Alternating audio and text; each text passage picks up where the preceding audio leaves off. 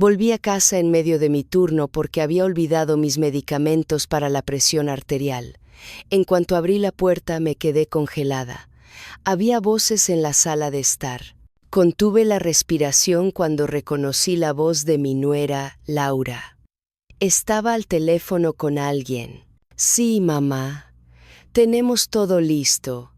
La abuela Gloria va a tener que entregar la casa. No tiene otra opción. Miguel y Javier ya están de acuerdo. Les dije que es lo justo. Después de todos estos años de cuidarla, merecemos que nos dé la casa para que toda mi familia pueda vivir cómodamente. Mi corazón latía con fuerza.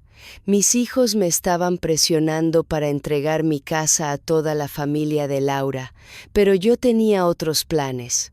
Me escondí detrás de la puerta, con las manos temblando de indignación. Laura seguía hablando. Papá, puede traer a los tíos también. La casa es grande de todos modos, y si a Gloria no le gusta, pues podemos meterla en una residencia de ancianos o algo así. Su papel ya terminó. Cada palabra era como un cuchillo. Esta era la mujer que había acogido como a una hija, cuidado cuando estaba enferma, ayudado con dinero cuando los tiempos eran difíciles. Y ahora tramaba quitarme lo único que me quedaba, el hogar que construí con mis propias manos. Trabajé turnos dobles en un taller de costura durante 30 años para tenerlo. Una mezcla de dolor y rabia me recorrió, como nunca antes había sentido. ¿Cómo podía Miguel, el primogénito que crié sola después de que su padre nos abandonara cuando tenía 5 años, y Javier, el más joven, que solía ser tan dulce y protector con su madre, estar de acuerdo con esto? Laura colgó y salió al patio. Me deslicé dentro, fingiendo que acababa de pasar a buscar mi medicamento. Cuando regresó, me vio preparando café. «Oh, no te escuché entrar, mamá», dijo Laura con esa sonrisa educada. «Olvidé mis pastillas, así que volví a por ellas», respondí, tratando de mantener la calma mientras mi mente giraba sobre lo que acababa de escuchar. Durante unos minutos tomando café, observé cada gesto de Laura con nuevos ojos. La forma en que miraba la casa como si ya fuera suya. La manera en que hablaba de mejoras, de aprovechar mejor el espacio, todo tan calculador. Las visitas más frecuentes, las preguntas sobre mis documentos, los susurros sobre modernizar partes de la propiedad. Todo encajaba de repente como piezas perfectas de un rompecabezas. «Creo que deberíamos hablar un poco sobre el futuro». Laura bajó la voz, dulce como la miel. «Cariño, ya tienes 69 años. Mantener una casa tan grande debe ser agotador. Quizás es momento de elegir una solución más práctica». «¿Qué quieres decir con práctica?», pregunté, fingiendo curiosidad. «Podríamos mudarnos y cuidar de ti. Así no tendrías que preocuparte por gastos, mantenimiento, todo lo pesado. Solo pasarías tiempo con los nietos y descansarías». Sonaba tan falso. Me daba asco. Cuando se quedaron aquí durante 2 años después de la boda, ella apenas aportaba 50 euros al mes para comida y servicios. Siempre tenía excusas para evitar limpiar, llevarme al médico o ir al mercado, y ahora prometía cuidarme si podía vivir en mi casa con toda su familia extendida. «Es muy considerado de tu parte», sonreí, «pero me gusta mi independencia. Esta casa ha sido mi refugio durante años». Laura no lo dejó pasar. «Por favor, piénsalo. Nosotros nos encargaremos de todo por ti. Solo disfruta de los nietos». Esos nietos que apenas veía porque siempre estaban demasiado ocupados, a menos que Laura necesitara algo de mí. Me despedí y volví a mi pequeño taller de arreglos, pero no podía concentrarme. La frase «la vieja tendrá que entregar la casa» golpeaba como un martillo. Hablaban como si fuera una obligación, como si les debiera algo, como si décadas de sudor construyendo algo con mis propias manos no significaran nada. Esa noche caminé por cada habitación, tocando recuerdos. La sala de estar donde celebré el primer cumpleaños de Miguel. La cocina donde enseñé a mis hijos a hornear galletas. El jardín donde planté mis rosas favoritas. Cada rincón guardaba una historia de trabajo y amor. A la mañana siguiente, extrañamente, me sentí tranquila. Mientras preparaba mi café, pensé en el camino que me había traído aquí, a una vida que había construido yo misma. Cuando Miguel tenía 5 años y Javier aún estaba en mis brazos, su padre desapareció. Durante el día trabajaba en el taller de costura desde temprano por la mañana hasta la tarde. Por la noche hacía arreglos para ganar dinero extra. Los fines de semana vendía café caliente y churros en un mercadillo de las afueras de Madrid, en Arganzuela. Cada euro ganado ya tenía un lugar asignado: comida, ropa, medicinas para los niños. Recuerdo claramente el día que decidí comprar un pequeño terreno en las afueras de la ciudad. En ese entonces Miguel tenía 12 años, Javier tenía 10. Los tres nos apretujábamos en un piso de alquiler de una sola habitación. Ambos niños compartían una cama y yo dormía en un colchón en el suelo. Soñaba con darles un patio donde correr, un hogar propio.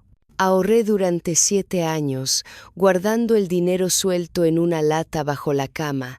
El terreno costaba 12.000 euros, una fortuna para mí. Entonces el vendedor, un señor mayor muy amable, me dejó pagar en cuotas durante 2 años con la condición de que un pago atrasado lo perdería todo. Firmé sin dudarlo. Era mi única oportunidad. Esos 2 años fueron los más duros que había trabajado. Turnos extra en el taller, cada trabajo de costura que llegaba a mis manos, fines de semana vendiendo hasta que las bandejas quedaban vacías. Construir la casa fue lento pero lleno de esperanza. Contraté a un albañil para los cimientos y las paredes principales. El resto lo hice yo misma, aprendiendo a instalar tuberías viendo vídeos en la biblioteca pública, pintando cada pared a mano, colocando cada azulejo del baño hasta altas horas de la noche. Después de la escuela, Miguel y Javier ayudaban a cargar ladrillos, mezclar cemento, limpiar escombros. Era nuestro proyecto familiar, nuestro sueño compartido. El día de la mudanza, Miguel corrió por la casa gritando de alegría, reclamando una habitación. Javier me abrazó porque teníamos nuestro propio patio para plantar cosas. Esa primera noche, los tres dormimos en el suelo de la sala porque aún no teníamos muebles, pero éramos indescriptiblemente felices. Esta casa fue construida con amor, sacrificio y trabajo constante.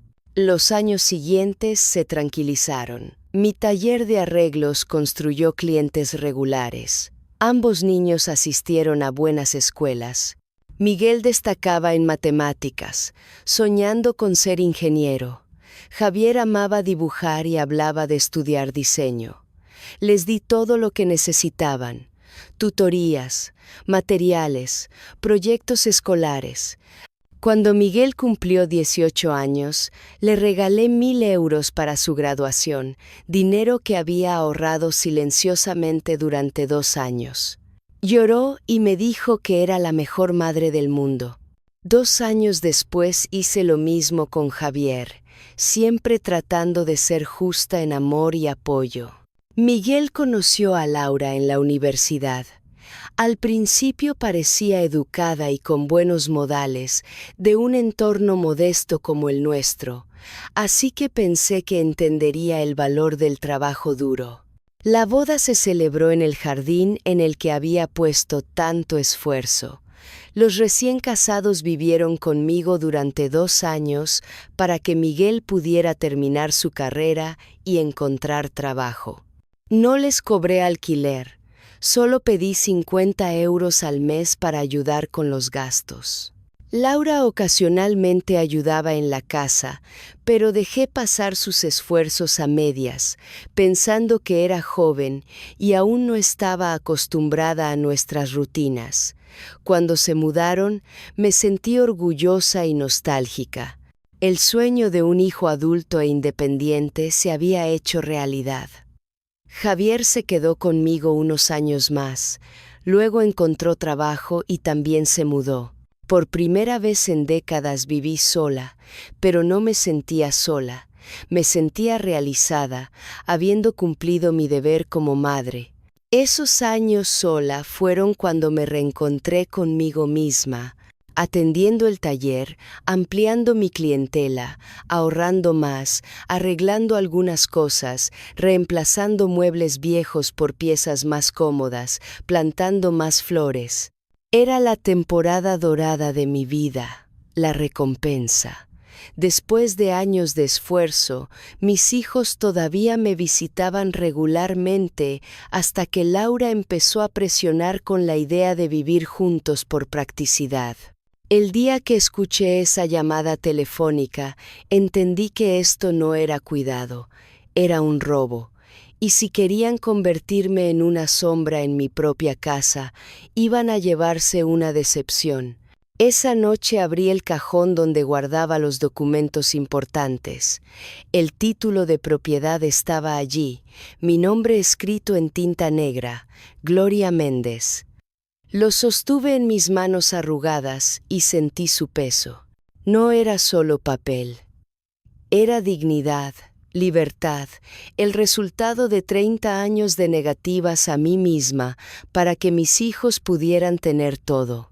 Y ahora ellos querían arrebatármelo como si no fuera nada. Tomé mi teléfono y marqué un número que había guardado hacía años.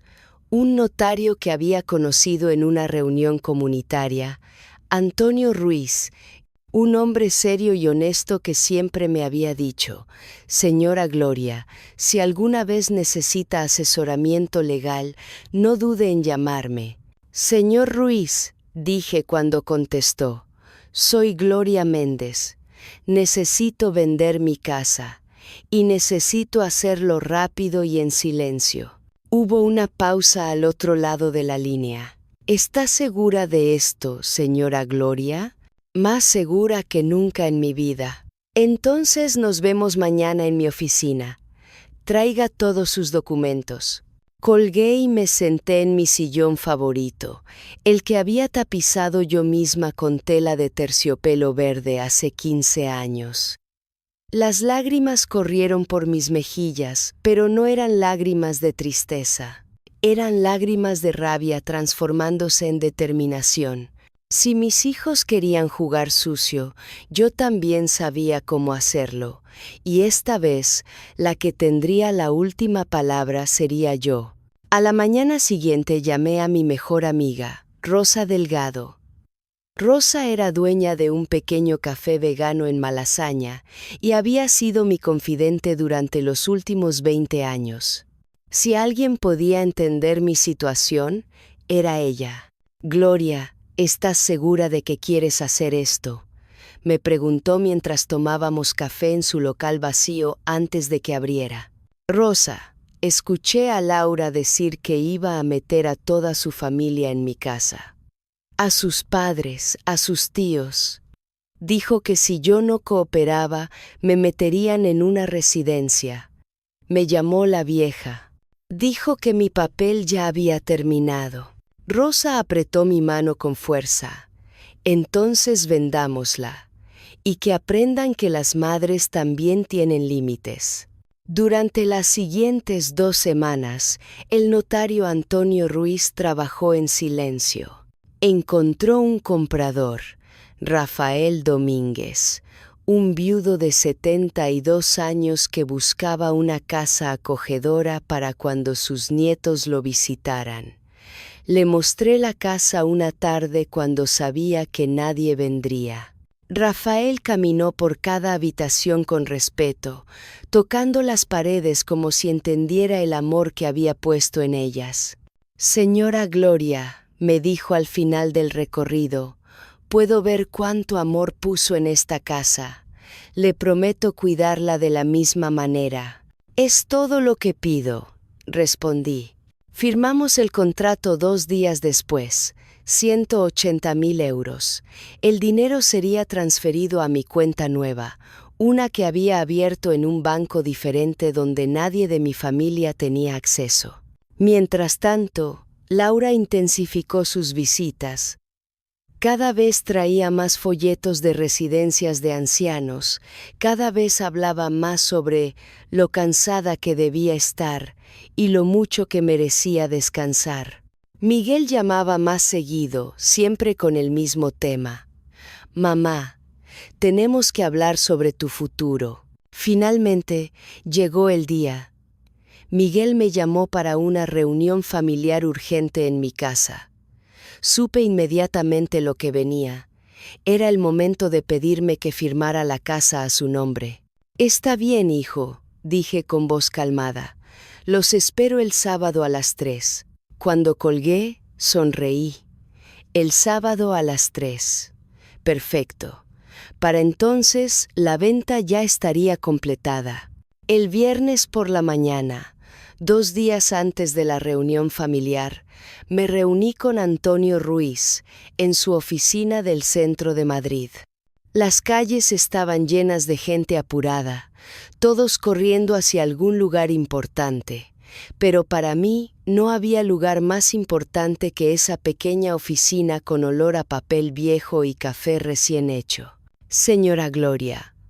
Antonio extendió los documentos sobre su escritorio de madera oscura. «La venta se completará el sábado por la mañana a las 10. El señor Domínguez transferirá los 180.000 euros a su nueva cuenta. A las 10:30, usted recibirá una llamada de confirmación. Puede programarla para que llegue exactamente cuando lo necesite». «¿Puede hacerla llegar a las 3:15 de la tarde?», pregunté. Antonio me miró con curiosidad, pero luego sonrió. Era un hombre inteligente. Entendió inmediatamente lo que estaba planeando. «Por supuesto, será como el timbre final de un juicio». Firmé los últimos papeles. Mi mano temblaba ligeramente, no de miedo, sino de algo que no había sentido en años. Poder. La capacidad de decidir sobre mi propia vida. «Una cosa más, señora Gloria». Antonio se inclinó hacia adelante. «¿Está absolutamente segura de que no quiere avisarles antes? Entiendo que es su familia y...» «Antonio», lo interrumpí suavemente, «durante 30 años he puesto a mi familia primero. He trabajado hasta que mis manos sangraban. He sacrificado vacaciones, ropa nueva, comidas decentes, todo para que ellos tuvieran lo que necesitaban. Y ahora, cuando finalmente podría descansar en la casa que construí con estas manos, levanté mis manos arrugadas y marcadas por el trabajo. Ellos quieren quitármela como si fuera un derecho de nacimiento. No, Antonio, esta vez yo decido». Salí de la oficina sintiéndome más liviana que en semanas. El sol de octubre brillaba sobre la Gran Vía y los árboles comenzaban a cambiar de color. Madrid nunca me había parecido tan hermoso. Esa tarde, Rosa vino a mi casa con una botella de vino tinto y queso manchego. «Brindemos», dijo con una sonrisa cómplice, «por las abuelas que no se dejan pisotear». «Rosa, ¿crees que estoy siendo cruel?», le pregunté mientras servía el vino en copas que había heredado de mi madre. «¿Cruel?». Rosa casi se atragantó con su vino. Gloria, lo cruel es lo que ellos te están haciendo. Lo cruel es llamarte la vieja y decir que tu papel terminó.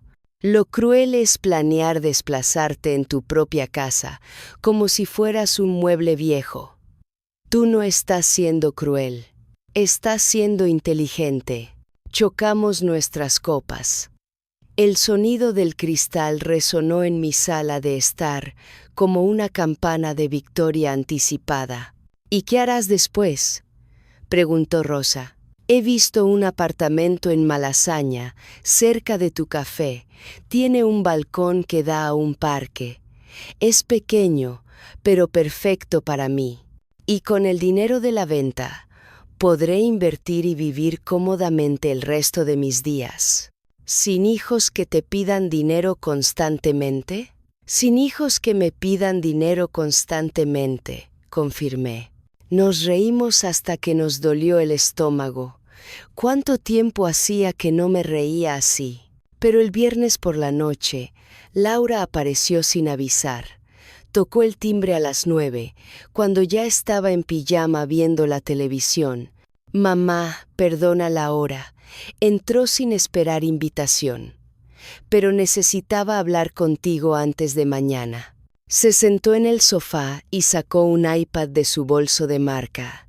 Mi corazón latía rápido. ¿Sabría algo? ¿Antonio habría filtrado información? Mira, deslizó el dedo por la pantalla, mostrándome fotos de una residencia moderna y luminosa. Esta es la residencia Los Álamos. Es de lujo, mamá. Tienen fisioterapia, clases de yoga, actividades culturales. Incluso tienen una biblioteca enorme. Las fotos mostraban habitaciones pequeñas pero elegantes, pasillos amplios, jardines cuidados. Parecía más un hotel que una residencia. Seguramente costaba una fortuna mensual. Es muy bonita, dije sin emoción. Y mira esto, cambió a otra aplicación. Este es el apartamento que Miguel y yo encontramos para ti si prefieres algo más independiente. Una habitación, cocina americana, baño adaptado. Está cerca de nuestra casa, así que podríamos visitarte seguido. La pantalla mostraba un estudio diminuto, casi claustrofóbico. Las paredes eran blancas y frías. No había espacio para mis plantas, para mis muebles, para mis recuerdos. Laura, ¿cuánto cuestan estas opciones? Ella evitó mi mirada. Bueno, la residencia es como 3.000 euros al mes. El apartamento, 900 más servicios. Pero no te preocupes por eso. Con la venta de esta casa, tendrías más que suficiente para... ¿La venta de esta casa? La interrumpí. ¿Quién dijo algo sobre vender mi casa? Laura parpadeó, dándose cuenta de su error. Bueno, mamá, seamos realistas. Esta casa es enorme. El mantenimiento, los impuestos, todo es muy caro. Si la vendiéramos, el dinero podría asegurar tu futuro y, bueno, Miguel y yo podríamos ayudar a administrarlo. Ahí estaba, la verdadera razón detrás de toda esta farsa de preocupación. No querían cuidarme, querían mi dinero. Mañana hablaremos de todo con calma, dije, manteniendo mi voz neutral. Ahora es tarde y estoy cansada. Laura se levantó, pero antes de irse, puso su mano sobre la mía, un gesto que debería haber sido cálido, pero se sentía frío y calculador. Solo queremos lo mejor para ti, mamá. Confía en nosotros. Cuando se fue, me quedé mirando la puerta cerrada durante largo rato. Confía en nosotros, había dicho. Las mismas palabras que usó cuando me pidió dinero para su boda, prometiendo devolverlo. Nunca lo hizo. Las mismas palabras cuando necesitaron el depósito para su primer apartamento. Tampoco lo devolvieron. ¿Cuántas veces había confiado y salido perdiendo? El sábado llegó con un cielo despejado y una brisa otoñal que hacía bailar las hojas en mi jardín. Me desperté temprano, me vestí con cuidado. Elegí mi mejor blusa, la azul que me hacía sentir digna, y mis pantalones de vestir. Si este iba a ser el último día en mi casa, saldría de ella con la cabeza en alto. A las 10 en punto mi teléfono sonó. Era Antonio. Señora Gloria, todo está completo. El dinero está en su cuenta. El señor Domínguez recibirá las llaves mañana domingo a las 10 de la mañana. ¿Confirmo la llamada para las 3:15 de esta tarde? Confirmado, Antonio, y gracias por todo. El placer es mío, señora. No todos los días ayudo a una mujer a recuperar su libertad. Pasé la mañana preparando café y pastas para la reunión. Rosa me había dicho que estaba loca por ser tan hospitalaria, pero era mi naturaleza. Además, quería que todo pareciera normal hasta el momento preciso. A las 3:05 llegó Miguel. Venía con un maletín de cuero y una expresión seria que intentaba parecer profesional, pero solo lucía tensa. «Hola, mamá». Me besó en la mejilla. Un beso rápido, obligatorio, sin amor real detrás. «Hola, hijo, ¿dónde está Laura?» «Viene en camino». Tuvo que recoger a Javier. Mi estómago se apretó. ¿Javier también estaba involucrado? Mi bebé, el que solía defenderme de todo, ¿también estaba en contra mía? 5 minutos después llegaron Laura y Javier juntos. Mi hijo menor evitó mi mirada al entrar. Esa fue toda la confirmación que necesitaba. Nos sentamos en la sala de estar. Laura inmediatamente sacó una laptop de su bolso y la conectó a mi televisor. «Mamá», comenzó Miguel con voz ensayada, «hemos preparado una presentación para mostrarte todas las opciones que hemos investigado para tu bienestar». La pantalla del televisor se iluminó con un PowerPoint. El título decía: Plan de vida para Gloria Méndez, próximos años dorados. Quería reír ante el absurdo, pero me contuve. Laura tomó el control. Como puedes ver, hemos analizado 3 opciones principales. La primera diapositiva mostraba la residencia Los Álamos con todas sus amenidades listadas como puntos de venta. Opción 1. Residencia de lujo. Cuidado las 24 horas, actividades sociales, atención médica inmediata.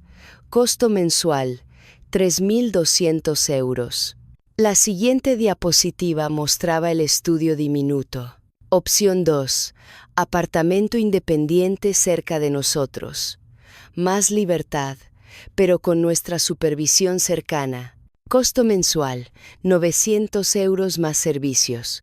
Hizo una pausa dramática antes de la tercera diapositiva. Opción 3. Te quedas aquí, pero nosotros nos mudamos contigo para encargarnos del mantenimiento y cuidado, sin costo mensual para ti. La tercera opción venía con fotos de mi propia casa, pero con anotaciones digitales mostrando habitación para los padres de Laura, habitación para el tío Roberto, oficina de Miguel en la antigua habitación de Javier. Mi sangre hirvió, pero mantuve la cara impasible. «Como ves, mamá». Miguel se inclinó hacia adelante. «La opción 3 es la más económica y práctica. Tú tendrías la habitación de invitados, que es más pequeña y fácil de mantener para ti. Nosotros nos encargaríamos de todo lo demás». «¿Y cómo se financiaría todo esto?», pregunté con voz calmada. Laura y Miguel intercambiaron miradas. «Bueno», Laura carraspeó, «para cualquiera de las 3 opciones, lo más sensato sería vender esta casa. Es demasiado grande para ti sola de todos modos». Con 180.000 euros podrías pagar la residencia por 4 años completos o el apartamento por casi 15 años. Oh, Miguel añadió rápidamente, si eliges la opción 3, el dinero de la venta podría invertirse para asegurar tu futuro y, bueno, eventualmente sería parte de nuestra herencia de todos modos. Ahí estaba, la palabra que habían estado evitando, herencia. Ya me veían muerta y se estaban repartiendo mi dinero. ¿Y si vendo la casa?, dije lentamente. ¿A nombre de quién quedaría el dinero? Bueno, Laura sonrió con esa sonrisa que practicaba frente al espejo. Lo más práctico sería hacer una transferencia temporal a nombre de Miguel, por temas legales y fiscales, ¿entiendes? Pero seguiría siendo tu dinero, solo que administrado de manera más responsable. Ya veo, asentí. ¿Y tú qué opinas, Javier? Has estado muy callado. Mi hijo menor se retorció incómodo en su asiento. Yo creo que Miguel y Laura tienen razón, mamá. Ya tienes 69 años. Necesitas ayuda. Y ellos solo quieren protegerte. Las palabras me dolieron más viniendo de él que de Miguel. Javier había sido mi confidente, el que entendía mis luchas. Verlo ahora repetir el guión de Laura fue como recibir una puñalada. Entonces, Miguel sacó documentos de su maletín. Nuestro abogado amigo preparó los papeles. Es muy sencillo. Solo necesitamos tu firma aquí para iniciar el proceso de venta y aquí para la transferencia temporal del dinero. Empujó los papeles hacia mí junto con una pluma elegante. El reloj marcaba las 3:10. ¿Puedo leer los documentos primero?, pregunté. Por supuesto, Laura dijo con impaciencia apenas contenida, pero básicamente es lo que ya te explicamos. Transferencia temporal, tú sigues siendo la dueña real, solo que legalmente estará a nuestro nombre por conveniencia. Las 3:12. Tomé los papeles y comencé a leer. Eran exactamente lo que temía. Una transferencia de título completa. No había nada de temporal en el lenguaje legal. Una vez firmado, la casa sería completamente de Miguel. Las 3:14. Esto dice transferencia completa, no temporal, señalé. Miguel se movió nervioso. Es solo tecnicismo legal, mamá. En la práctica seguirá siendo tuya. Pero legalmente será tuya, insistí. Bueno, sí, pero... Ring. Mi teléfono sonó. Las 3:15 exactamente. Disculpen, debo contestar. Me levanté y caminé hacia la cocina.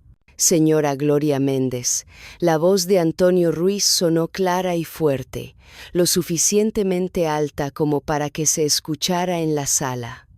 Le llamo para confirmar. La venta de su casa se completó esta mañana.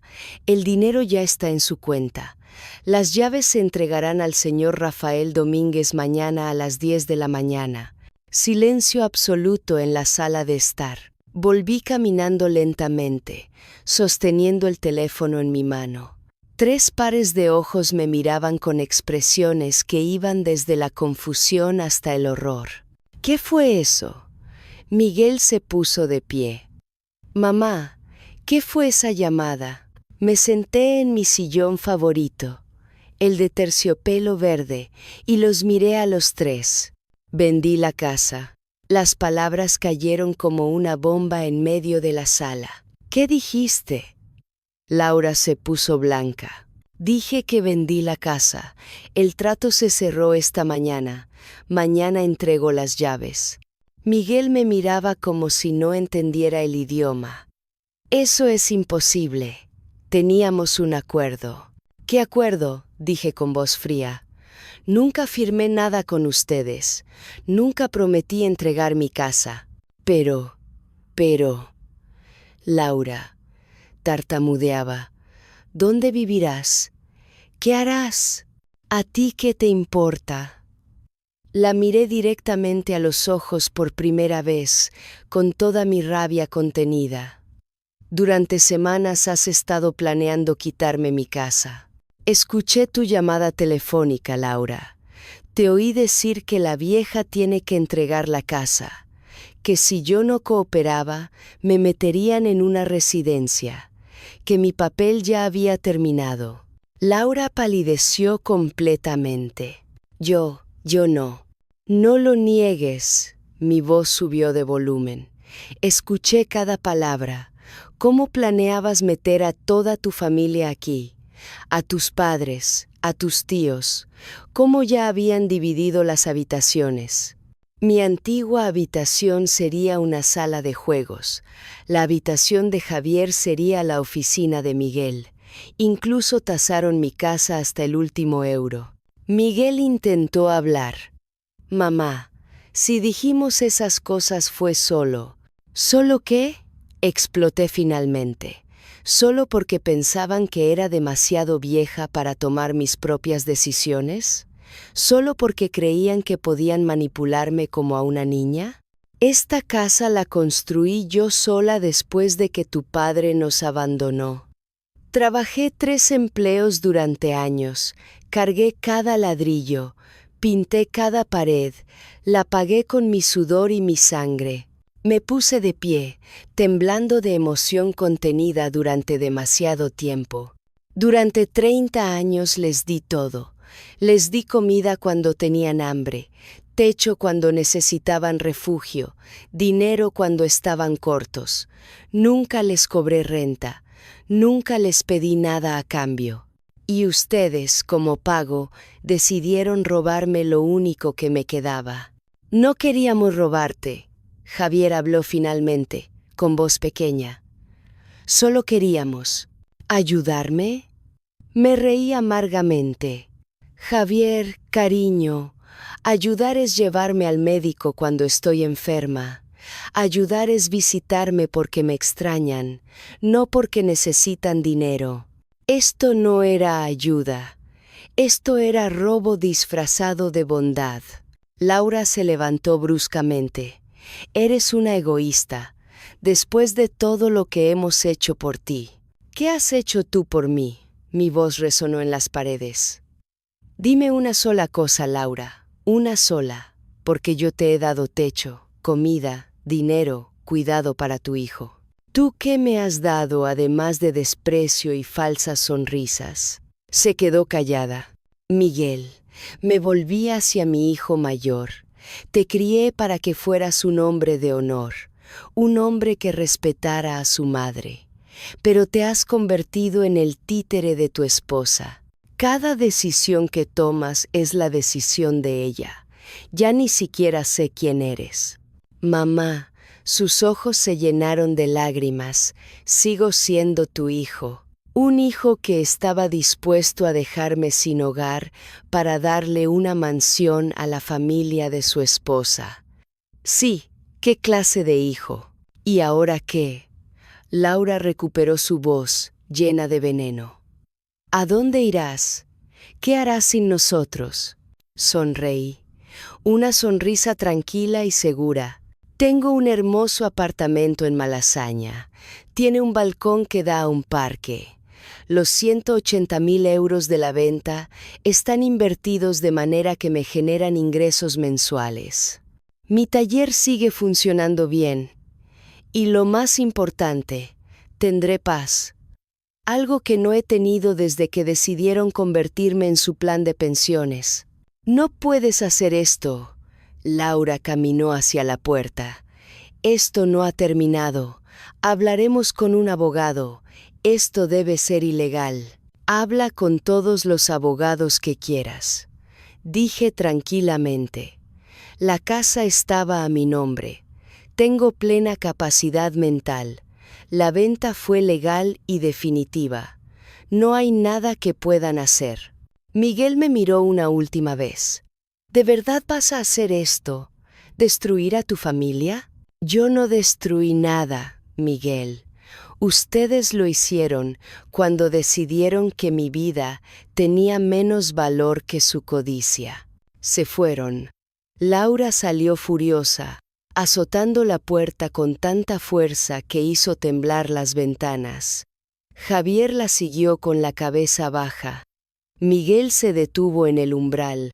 «Sigues siendo mi madre, y tú sigues siendo mi hijo», respondí suavemente pero con firmeza. «Pero el respeto es algo que se gana, no se hereda. Cuando decidas ser el hombre que crié y no el títere de tu esposa, sabrás dónde encontrarme». La puerta se cerró. Me quedé sola en mi sala de estar. El silencio era absoluto. Pero no era un silencio triste, era un silencio liberador. Había hecho lo impensable.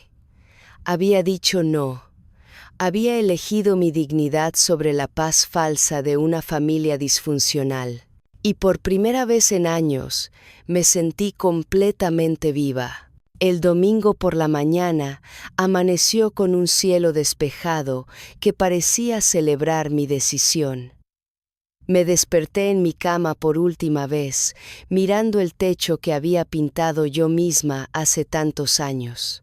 Las grietas pequeñas que se habían formado con el tiempo eran como arrugas en un rostro querido. Esta casa había envejecido conmigo. A las 9 de la mañana, Rosa llegó con una camioneta prestada de su primo. «Buenos días, mujer libre», me saludó con una sonrisa enorme. «Lista para tu nueva vida». «Más lista que nunca», respondí, y lo sentí en cada fibra de mi ser. Habíamos empacado la mayor parte de mis cosas durante la semana en secreto. Ropa, fotografías, mis materiales de costura, los libros que había coleccionado durante décadas, el tapete que mi madre me había regalado cuando me casé. Dejé todos los muebles grandes. La nueva inquilina, Rafael, había pedido amablemente si podía quedarse con algunos, y yo acepté. Era más fácil así, menos peso para llevar, literal y figurativamente.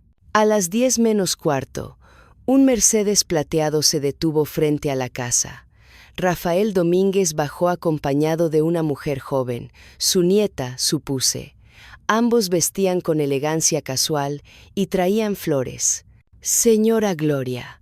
Rafael me extendió las flores, un ramo hermoso de rosas amarillas, un pequeño gesto para agradecer su generosidad. «La generosidad es suya, señor Domínguez, por darle a esta casa el amor que merece».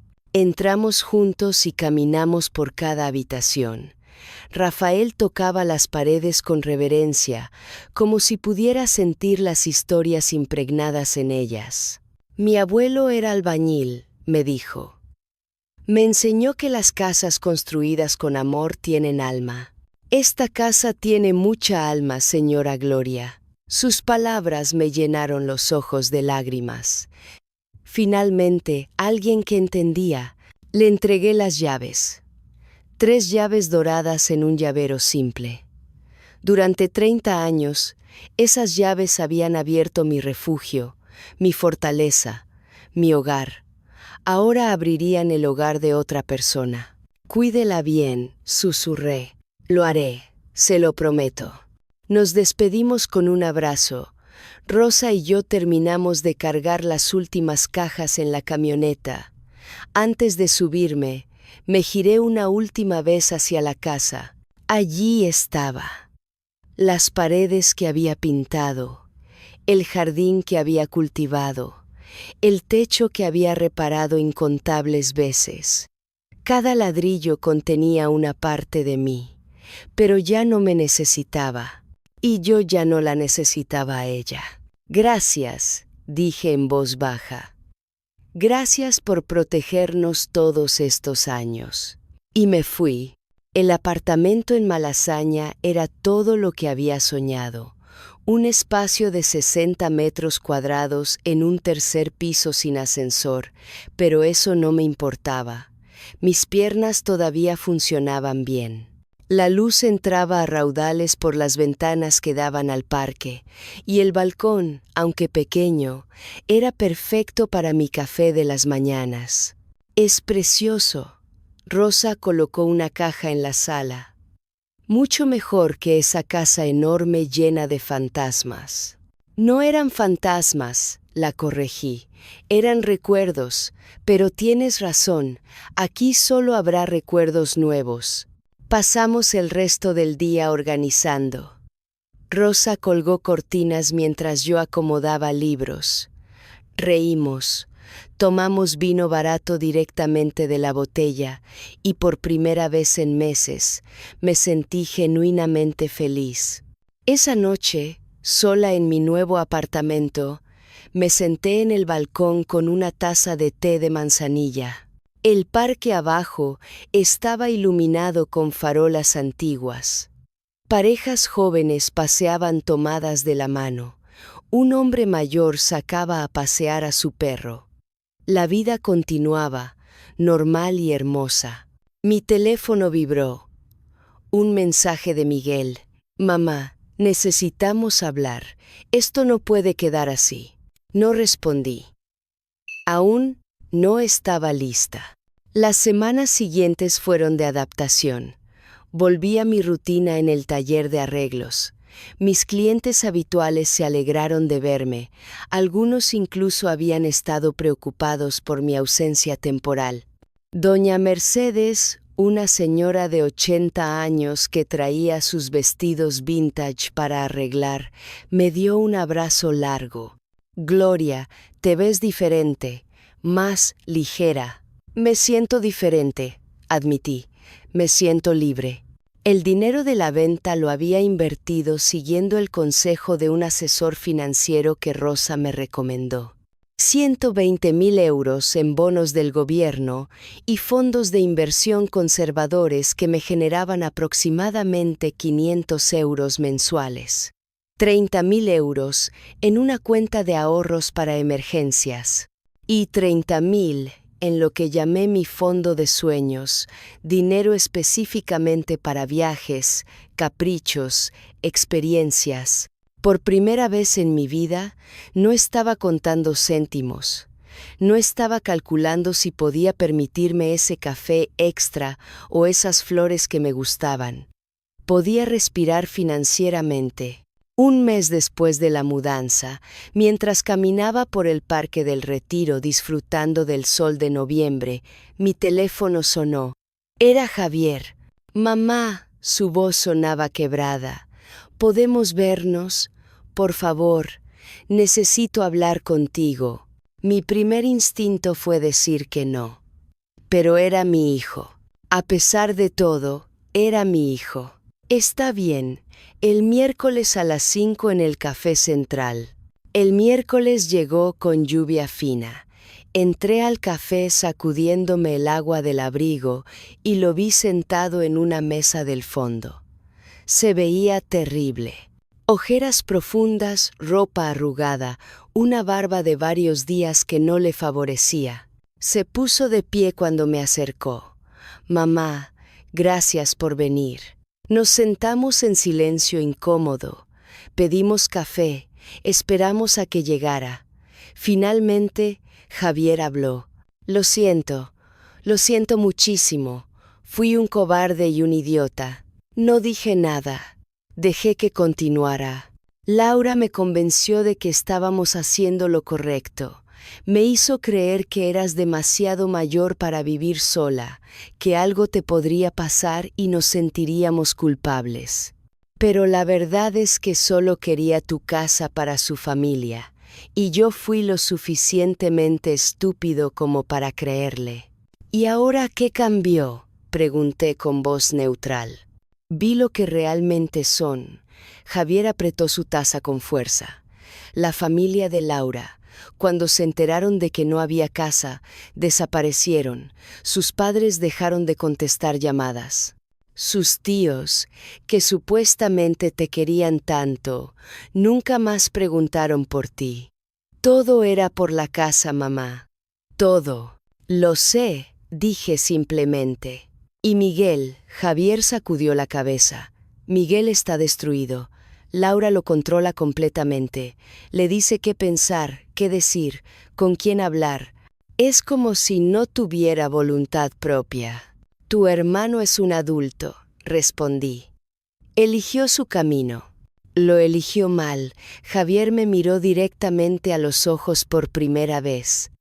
Igual que yo, mamá, no espero que me perdones inmediatamente. Solo quiero empezar a hacer las cosas bien. Quiero ser el hijo que merecías tener. Sus palabras me tocaron, pero todavía sentía el aguijón de la traición. Javier, te crié para que fueras un hombre de principios, para que defendieras lo correcto, no lo conveniente. Me fallaste, pero más importante, te fallaste a ti mismo. Lo sé. Si realmente quieres hacer las cosas bien, tienes que empezar por tomar tus propias decisiones. No porque Laura te diga, ni porque Miguel te presione, ni siquiera porque yo lo quiera. Tienes que decidir qué tipo de hombre quieres ser. Javier asintió, limpiándose los ojos con el dorso de la mano. ¿Hay alguna posibilidad de que podamos reconstruir nuestra relación? El tiempo lo dirá, respondí honestamente. Las heridas profundas necesitan tiempo para sanar, pero el hecho de que estés aquí, reconociendo tu error, es un comienzo. Nos quedamos 2 horas más en ese café, hablando. Javier me contó sobre su trabajo de diseño gráfico, sus proyectos, sus sueños. Yo le conté sobre mi nueva vida, el apartamento, mis planes de viajar a Sevilla en primavera. Fue extraño, pero también fue un alivio. Como si estuviéramos conociéndonos de nuevo, sin las capas de expectativas familiares. Cuando nos despedimos, Javier me abrazó largo tiempo. Te quiero, mamá. Y yo a ti, hijo. Siempre te querré. Pero el amor no significa ser cómplice de lo incorrecto. Los meses pasaron y encontré un ritmo que me llenaba. Las mañanas las dedicaba al taller. Las tardes, a mí misma, me uní al club de lectura de la biblioteca del barrio. Conocí a mujeres de mi edad con historias similares, mujeres que se habían levantado de situaciones difíciles y habían elegido su propia felicidad. Rosa y yo nos volvimos inseparables. Cenábamos juntas 2 veces por semana, probando recetas nuevas en su cocina diminuta. Los domingos íbamos al rastro a buscar tesoros entre la ropa vintage. Había encontrado una amistad genuina, sin agenda oculta, sin interés más allá del simple placer de la compañía. Una tarde de marzo, mientras paseaba por mi barrio, me encontré con Miguelito en el parque. Estaba con una niñera joven que lo vigilaba desde un banco mientras él jugaba en los columpios. Abuela, corrió hacia mí en cuanto me vio. Mi corazón se derritió. Fuera lo que fuera entre Miguel, Laura y yo, este niño era inocente. Miguelito, mi amor, lo abracé fuerte. ¿Cómo estás? Bien. ¿Por qué ya no vives en la casa grande? Porque decidí tener una nueva aventura, respondí. ¿Te gustaría ver mi nueva casa algún día? Pero sí es el Key. Sus ojos se iluminaron. ¿De verdad? ¿Tiene jardín? No tiene jardín, pero tiene un balcón donde puedes ver el parque y los pájaros. Genial. Mamá dice que estás enojada con nosotros. Mi estómago se apretó. Por supuesto que Laura estaría envenenando al niño contra mí. No estoy enojada contigo, le dije suavemente. A veces los adultos tenemos desacuerdos, pero eso no cambia cuánto te quiero. La niñera se acercó, incómoda. Señora, Laura me dijo que si la veíamos. Está bien, la tranquilicé. Solo saludaba a mi nieto. Me despedí de Miguelito con otro abrazo y seguí mi camino. pero esa noche me sentí melancólica. Los errores de los adultos siempre terminan afectando a los niños. Era injusto. En mayo, 6 meses después de vender la casa, recibí una llamada de Miguel. Su voz sonaba diferente, más clara, más firme. Mamá, Laura y yo nos estamos divorciando. No me sorprendió, pero aún así pregunté, ¿cómo te sientes?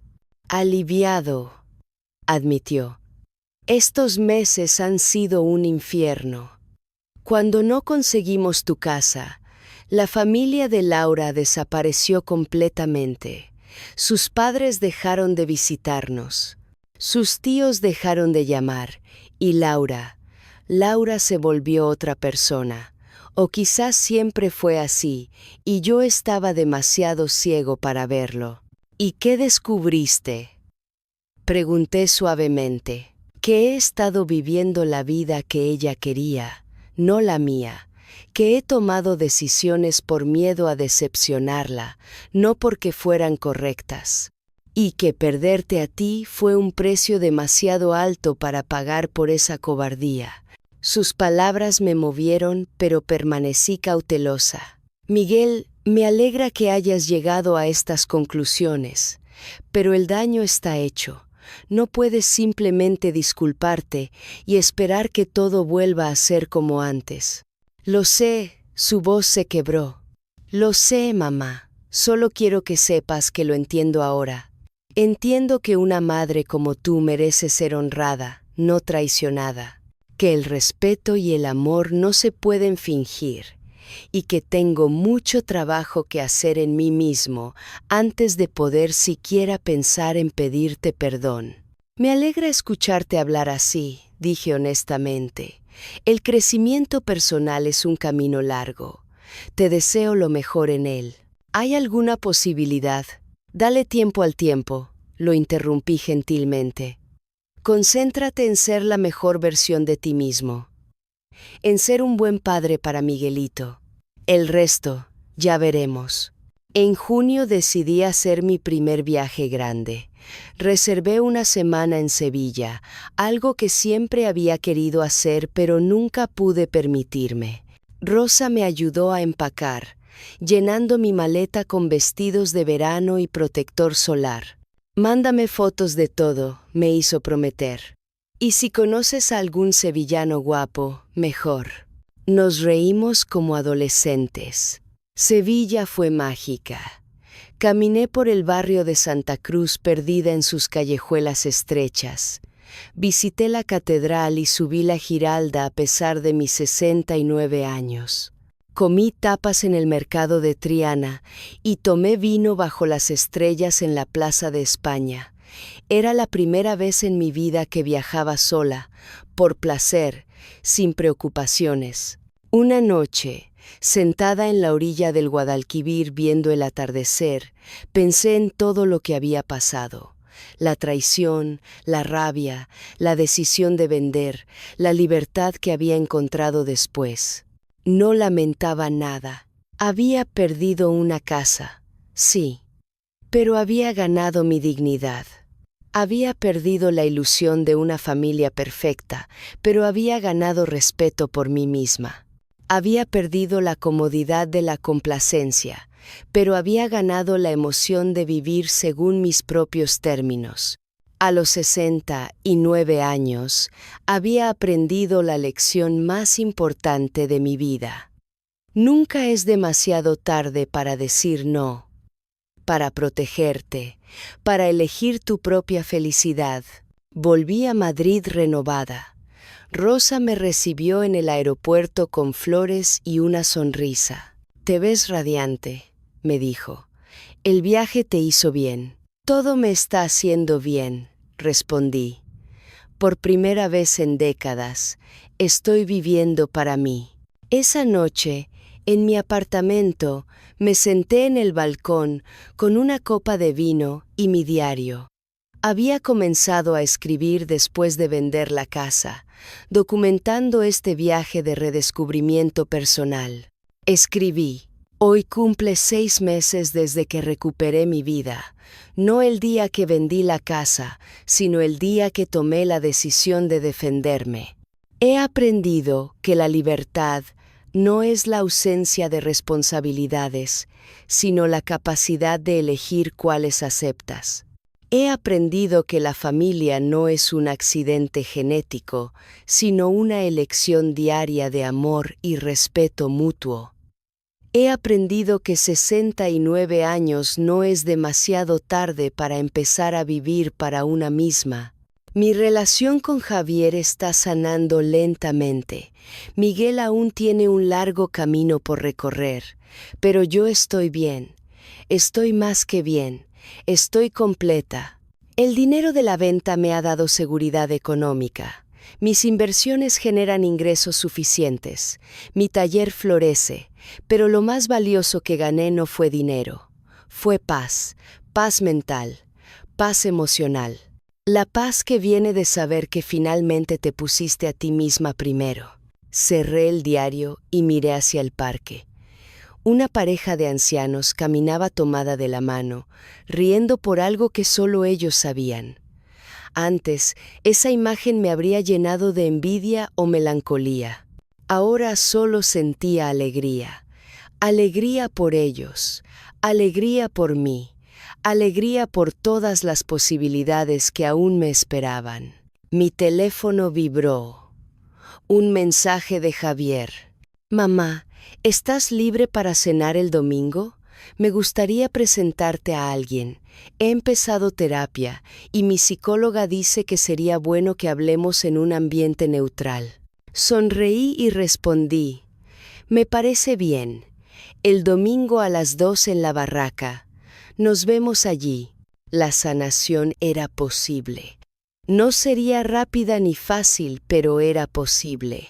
Me levanté del balcón y entré a mi apartamento.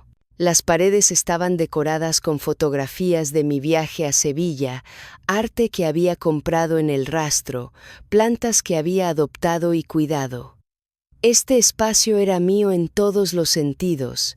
Nadie podía quitármelo. Nadie podía hacerme sentir que no pertenecía aquí. Antes de dormir, hice algo que se había convertido en mi ritual nocturno, una lista de gratitud. Hoy agradezco mi salud, mi independencia, mi amistad con Rosa, la posibilidad de reconciliación con Javier, el coraje que tuve para defenderme y la comprensión de que el amor propio no es egoísmo, es supervivencia. Me acosté en mi cama, en mi apartamento, en mi nueva vida, y por primera vez en años dormí profundamente, sin pesadillas, sin preocupaciones, porque finalmente, después de 69 años, había entendido la verdad más importante. Poner límites no es crueldad, es autorrespeto. Decir no a quienes te hacen daño no te convierte en mala persona, te convierte en una persona sabia. Y elegir tu dignidad sobre la comodidad de una paz falsa no es abandono, es amor propio. Soy Gloria Méndez. Tengo 69 años. Construí una casa con mis propias manos y tuve el coraje de dejarla ir cuando se convirtió en una prisión. Crié 2 hijos sola y aprendí que ser buena madre no significa sacrificarte hasta desaparecer.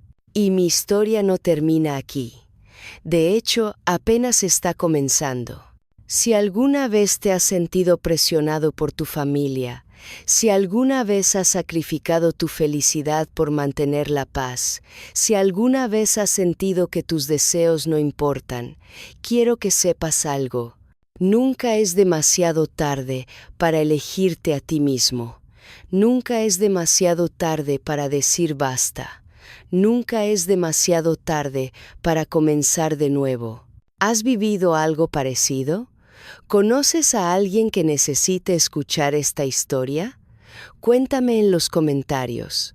Tu experiencia puede ayudar a alguien más que está pasando por lo mismo. Y si esta historia te llegó al corazón, si te hizo reflexionar sobre tus propios límites, compártela, porque todos merecemos vivir con dignidad, todos merecemos ser libres.